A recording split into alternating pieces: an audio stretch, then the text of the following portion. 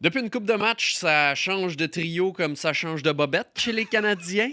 Et Ça pour change les, souvent. Oui, c'est ça, exactement.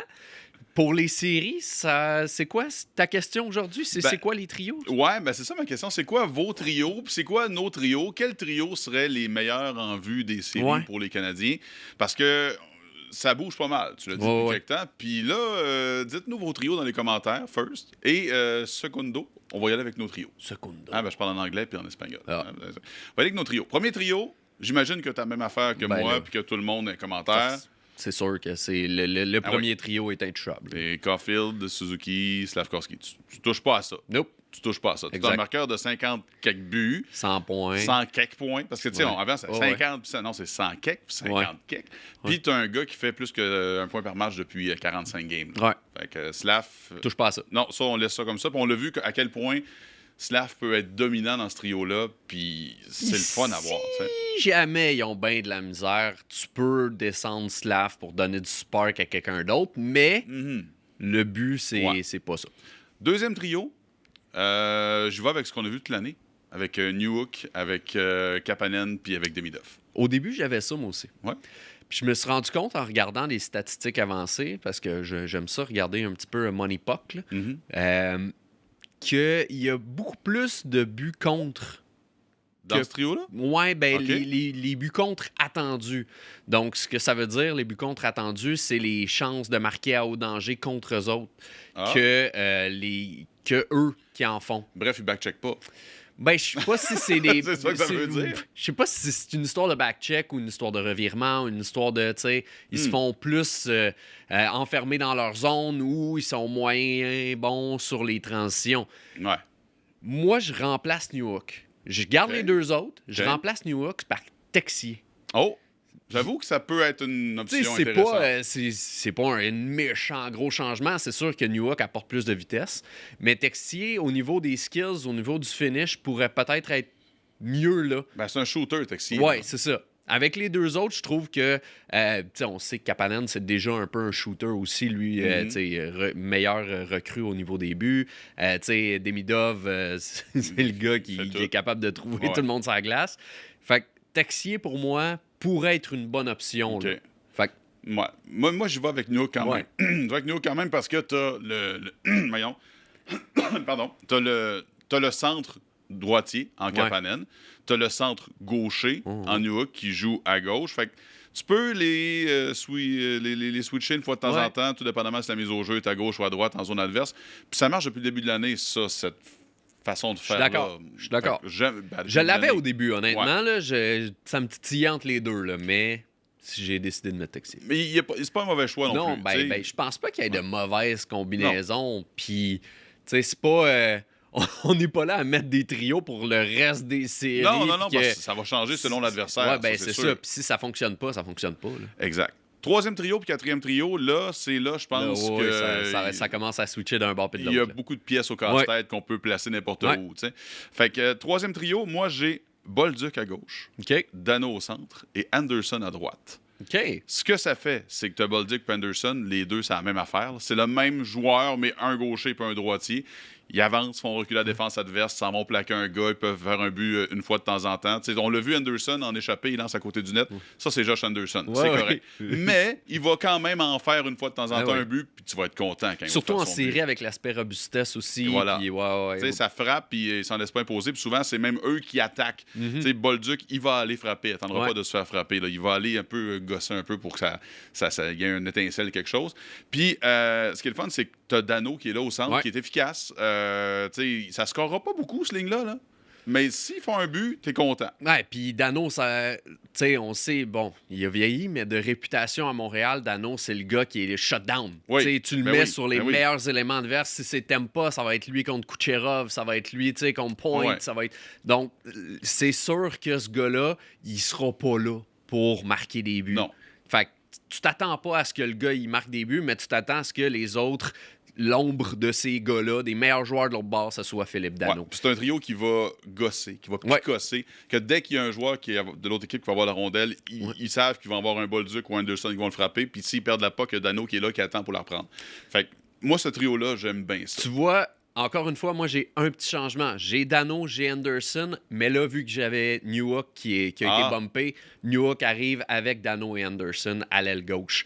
La vitesse. Ce que j'aime, exactement. Ce que j'aime, c'est que tu as à la fois un aspect défensif avec Dano, puis tu as 2 fusées à côté.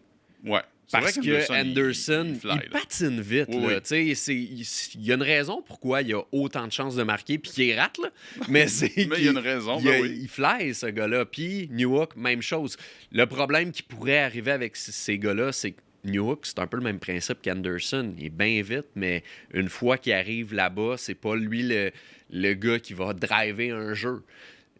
Ouais, il peut, mais il finit plus, mettons, qu'il va déjouer 8 gars. Exact. Il n'y a pas personne qui fait ça, là, exact. À part Demidov, des fois, dans le coin. Là. Mais non, j'avoue. Mais pour moi, c'est ça. Bolduc, il n'est pas sur ce trio-là. Spoiler, il est sur mon 4e trio. Ben, mais tu sais, pour moi, c'est ça. Ça va être la vitesse, mais aussi à la fois le jeu défensif. Puis la vitesse de Newhook, tu as raison, ça peut un peu compenser. Dano, c'est pas le plus vite. Non. Il est efficace, mais c'est pas lui qui est reconnu pour être un marchand de vitesse. Hein? Belle expression qu'on n'a pas entendue depuis longtemps. Hein? Ça aurait été le fun que Brad Marchand soit dans cette équipe-là. Bon. Mais là, continue. Fait que là, t'as Bolduc qui est sur ta 4e ligne. Ouais, à gauche. Au centre, tu as Jake Evans. Ouais. Et à droite, je vais peut-être surprendre quelques personnes. J'ai Kirby Dach. J'aime ça. Parce que... droitier. Mais non, mais parce que ça peut t'apporter un peu de punch offensif. Ouais. Par contre, c'est le gars qui est sur un siège éjectable. Mais c'est le gars qui va être remplacé, puis mon 4e trio, même mon 3e. Il y a des pièces qui peuvent switcher parce que pour moi, Veleno puis Gallagher, que j'ai actuellement pas dans la formation, peuvent facilement aller. Gallagher peut facilement se retrouver à la place de Kirby Dach et Veleno peut facilement se retrouver à la place de Evans ou même Bolduc. Ou même s'il y en a un qui se blesse, c'est sûr qu'il est là. Tu vas m'aimer, puis j'aime ce que tu dis parce que j'ai pas mal la même affaire, mais pas pareil. Parce que moi, le 4e trio, j'ai Evans au centre. Ouais. À droite, j'ai Gallagher ou Dach. Bon. Hein? Mais à gauche, j'ai Joe Veleno. Okay. Je fais jouer Joe Veleno, je l'insère dans la formation régulière, selon moi. Parce que tu as encore ta combinaison centre-droitier avec Evans puis centre-gaucher Veleno, qui est très utile, selon moi, dans une zone défensive. Puis, justement, Dach ou Gallagher, ça dépend de qui est là. Dach est capable de frapper, là. Chaque fois qu'il frappe, par exemple, j'ai peur qu'il se blesse. Je le vois, ça va frapper un gars, puis je suis comme... Attention! C'est ça aussi. Tu sais, le gars... On peut dire il se blesse tout le temps. Mais quand il est là, il frappe. Quand il est là, il va faire des choses. Il peut te péter une feinte puis déjouer un défenseur solide. Il a ce talent-là. Il est capable de le faire. Fait que ça, tu as besoin de ça quand même dans ton alignement pour répartir l'attaque. Oui. Parce que tu peux te fier à ces 2 premiers trios, oui, mais en série, il faut qu'il y en ait d'autres personnes qui contribuent. Puis, tu sais, la raison pourquoi j'ai pas mis Veleno, puis... Un de tes arguments me fait un peu changer, c'est que je ne voulais pas sortir Bolduc de l'alignement, mais pour moi, Veleno puis Bolduc rendus là sont interchangeables, un peu comme pour toi de ton Dach Gallagher. Là. Pour moi, c'est ça. C'est pas le même gars, mais il amène 2 choses différentes qui sont importantes. Exact. Ils sont interchangeables parce que c'est ça. C'est le beau problème que les Canadiens ont présentement, c'est qu'ils ont de la profondeur de même. Exact. Puis moi, Gallagher, je le mets... extra ou qui joue sur le 4e trio parce que il avance plus, on s'entend, mais c'est Gallagher. T'sais, il va arriver après les 2 autres. Dans mon trio de Veleno, Evans et Gallagher, il arrive genre 2 secondes après, mais il gosse. Mais c'est le gars qui va te... C'est ça. Le jeu arrête, là, puis il s'en va picosser. Exact. C'est ce gars-là, puis c'est le gars qui est un guerrier. On l'appelle le petit guerrier, c'est pas pour rien. Là. C'est le gars, il va sortir, comme on le voit, ces images, là, vous le voyez pas, ces écrans, il est un peu plus loin, mais la face ensanglantée, c'est un guerrier. Puis moi, je m'attends à le voir en série, peut-être pas tous les matchs, peut-être que ça va lui briser le cœur de ne pas être là tous les matchs, à moins qu'il y ait des blessures. Une fois de temps en temps, tu le sors puis tu dis garde. Tu lui donnes une pause. Fais ce que tu as à faire. Tu lui donnes une pause. Tu dis fais ce que tu as à faire. Sur le 4e trio, anyway, tu as moins de temps de glace. Fait que tu dis garde. Vas-y, amuse-toi. Ça veut dire va picosser tout le monde. Puis tu vas avoir du succès. Puis là, tes extras, dans le fond, toi, t'as... Moi, j'ai Veleno Gallagher, OK. mais les deux, c'est comme des OK. sièges, Moi, ça se remplace. J'ai Dak Gallagher qui peut switcher et Texier. Parce que Texier, Oui, c'est vrai. Texier, si tu le mets pas, ces deux premiers trios, Non. je trouve qu'il amène pas tant sur le trio 3 et 4 comparativement aux autres. Je suis Tu sais, d'accord. dans une équipe où tu as moins de profondeur que le Canadien, c'est correct de mettre Texier sur une 3 parce que justement, lui aussi, il peut te sortir un tour du chapeau. Ça peut arriver, on l'a déjà vu. Mais quand tu as des gars qui peuvent faire le travail sur la 3 puis la 4, comme les Canadiens ont présentement, Texier, je le mets pas là, malheureusement. Je comprends. Je le mets- suis pas en désaccord avec toi. Je le mets si un blessé ou un amoché, parce que ça va arriver dans les séries, là, il y a toujours du monde qui se tapoche, puis les arbitres font comme pouf, j'ai rien vu, qu'il y a un gars finalement qui a une jambe pétée. Ouais. Fait que moi, je mettrais Texier, ce serait mon premier backup s'il y a un blessé dans cette équipe-là. Tu vois, c'est pour ça, moi, ça se peut qu'il sorte. Là. Je l'ai mis sur le deuxième trio parce que, bon, je descends Newhook, mais ça se peut, je peux très bien le sortir si jamais Newhook, ça fonctionne super bien sur le premier trio, le deuxième trio, Ouais. comme on l'a vu dans les dernières. Patrick Laney? OK. Il est encore dans cette équipe-là, lui. Ah, c'est une autre histoire.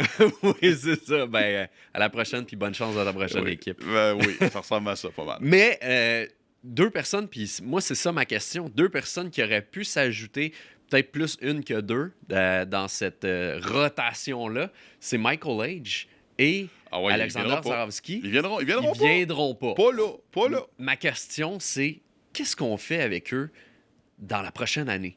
Parce que là, on le sait, c'est pas si loin que ça, la date limite des transactions. Il y avait toutes sortes de rumeurs pour toutes sortes de joueurs.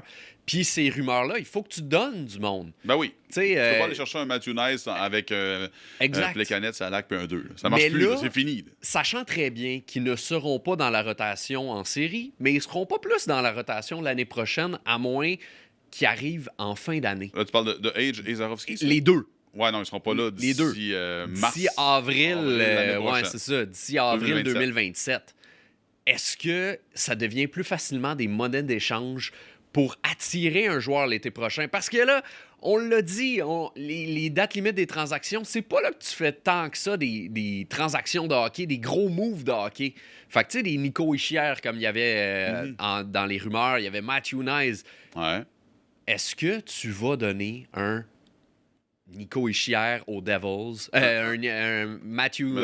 Michael Age? Michael Age aux Devils et un Zarovski aux Devils pour aller chercher Nico Hischier et Ben, ou le même principe avec Matthew Nice. Si tu vas chercher un de ces deux gars-là, il faut que tu donnes de quoi de big. T'as pas le choix de donner un des deux. T'as pas le choix de donner, je pense. T'as pas le choix de donner Lequel un des deux tu donnes? Moi, je donnerais Zarovski. Moi aussi. Je donnerais Zarovski. Parce que Age, je sais pas si c'est une question de. Il est plus proche, on l'a plus vu, puis on est plus conscient de ce qu'il peut faire.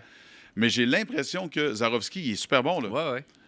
Mais j'ai l'impression qu'on ne sait pas si ça peut devenir un demi-doff light ou un Nikita Sherbak.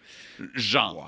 Ouais, je pense pas qu'il va devenir un Nikita Sherbak, là, Non, mais... mais dans le temps, Nikita Sherbak, on pensait pas qu'elle allait devenir ça. Ouais, mais c'est-à-dire, c'est pas les pas de mêmes carrière. ligues, c'est pas le même talent, c'est pas le même... non, peut-être qu'il est meilleur, puis tant mieux s'il est meilleur, puis je suis bien Et d'accord. le pire, c'est que Sherbak a été repêché avant, niveau rang. Oui, il était son premier round, là, Ouais. genre 17, je pense, dans ce coin-là, je me rappelle plus trop. là. C'était loin. Ouais, mais tu sais, oui, il faut que tu donnes un de ces deux-là si tu veux t'améliorer durant l'été. Puis, tu sais, si tu donnes Zarovski, tu fais OK, regarde, c'est un choix de deux qu'on a réussi à pimper jusqu'à avoir un Hischier ou un, un Matthew Nice. Mais si tu donnes Michael Age, j'ai l'impression que ça envoie un message aussi à tous les autres gars que tu vas repêcher qui sont dans NCAA que si tu signes pas avec nous autres quand on te le demande, ciao, bye. Fait- Mais est-ce que c'est vraiment qu'il pensait le signer puis c'est lui qui a pas voulu? Je sais pas, mais tu sais, je me mets dans la position des gens qui regardent ça sans le savoir. là. Ouais. C'est comme, hey, il est pas venu à Montréal l'a échangé. Moi, Mais Moi, c'est probablement pas moi ça. je pense pas que ça soit ça. Puis ma raison, c'est que je vois beaucoup plus d'avenir au centre que j'en vois à l'aile. Chez les Canadiens? Ouais. Parce que t'as Nick Suzuki premier, Ouais. t'as Kapanen qui, là, s'installe comme le deuxième, mais c'est sa saison recrue. Oui. Si l'année prochaine, il n'y a pas de progression ou de quoi, puis ça fonctionne pas, ou il y en a une, mais qui stagne à peu La près... gang de la deuxième année. Ben oui, mais qui stagne, mettons, deuxième centre, mais que son vrai gros potentiel, sa vraie grosse chaise, c'est troisième centre. T'as une place de deuxième centre pour Michael H à long terme. À long terme. À long terme. Ouais. C'est parce que là, on peut plus dire à court terme. Moyen terme, ça commence... Ça dépend, c'est relatif, moyen terme. Là. Mais c'est ça. Fait que pour moi, Michael H, à son apogée, ça va être un gars de deuxième centre des Canadiens. Fait que là, tu le gardes-tu? Tu l'échanges-tu? Non, je le garde. Moi, je le garde, puis je pense qu'il va venir à la fin de sa saison l'année prochaine. Puis je pense pas que ça va être un tollé. Je pense pas que ça va être... Je pense qu'il va arriver beaucoup plus près l'année prochaine qu'il aurait pu l'être cette année. Dans une mauvaise chaise cette année, parce que là, les attentes auraient été comme... Tu le mets où?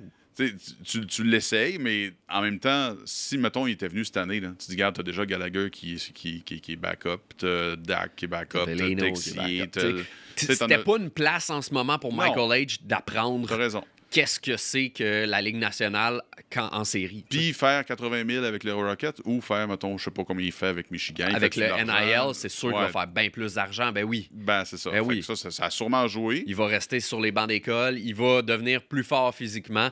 Moi, je vois ça d'un très bon œil qui retourne. Puis... Mais est-ce que c'est plus facile de l'échanger vu qu'ils n'ont pas signé? Oui, c'est plus facile. Question. Oui, c'est plus facile de l'échanger, mais ne l'échangez pas. C'est ça que je veux dire. Oui, c'est plus facile de l'échanger vu qu'il n'a pas signé. Il n'y a pas de place, tu n'as pas de contrat. C'est beaucoup plus simple de l'échanger que s'il y avait un contrat ou quoi que ce soit. Mais ne l'échangez pas. Moi, j'échangerais plus Zarovski comme monnaie d'échange. Je suis d'accord.